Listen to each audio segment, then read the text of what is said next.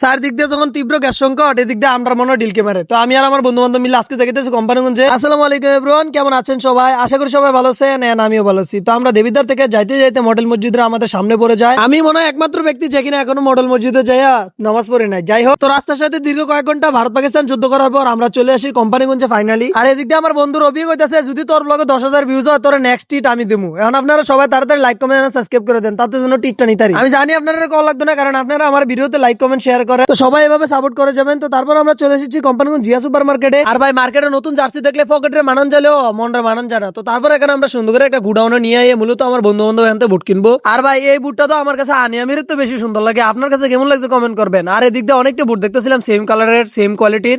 তো আমার বন্ধু একটা পিন্দালেছে মগাড়ায়, দেখতে পেতেছেন এনো। আর এদিক দিয়ে আমার বন্ধু সোহাগে বার্সার জার্সি পরে তার নিজের ইয়ামাল ইয়ামাল দাবি করতেছে, কিন্তু আসলে তার জায়েদ খান লাগে। কি যেন জায়েদ খান না জায়ান খান, যেটাই হোক। এনে আপনার বার্সার জার্সিটা কেমন লাগছে কমেন্ট করেন। আর আপনার প্রিয় টিম কোনটা, বার্সা নাকি রিয়াল মাদ্রিদ, অবশ্যই কমেন্ট করবেন। এখন রিয়াল মাদ্রিদের জার্সিটা পড়ছে দিকে কিছু বার্সা সাপোর্টার আবার আমারে কইবো 15টাই ইউসিএল দেয় নাকি। যাই হোক, মূলত ভাই আমার কাছে সব টিমের জার্সি ভালো লাগে। এখন আপনার কাছে যদি কোন টিমের জার্সি খারাপ লাগে আমার গিফট করতে পারেন। আর মূলত আজকে আমার বন্ধু আমার এই জার্সিটা গিফট করছে, অনেক অনেক ধন্যবাদ বন্ধু সোহাগ। আমার বন্ধু সোহাগে বার্সা সাপোর্ট করলো, হাতে রিয়াল মাদ্রিদের জার্সি গিফট করছে। এটা হচ্ছে আসল বন্ধুত্ব। অনেকে আবার বিশ্বাস করতে চাইতো না, এই যে দেখেন টেডি কিমে বার করতেছে। তো তারপর আমরা সবটি মিলে ছাত্রী সামনের কাছে যে বাকরকানি বিক্রি করে আনাইছি, মূলত এখান থেকে আমরা বাকরকানি খামু। তো তারপর এখানে সুন্দর করে আমরা তিনজনে তিনটা বাকরকানি নিয়ে নিই। আপনারা হয়তো বা আমার আগের ভিডিওতে বাকরকানি ভিডিওটা দেখছেন। তো যাই হোক, এই বাকরকানিটা অনেক ভালো লাগে আমার কাছে, মাঝে মাঝে কোম্পানি গেলে খাওয়া হয়। তো আজ আর নয়, দেখাবে নতুন কোনো ভিডিওতে। এ পর্যন্তই, আল্লাহ হাফেজ।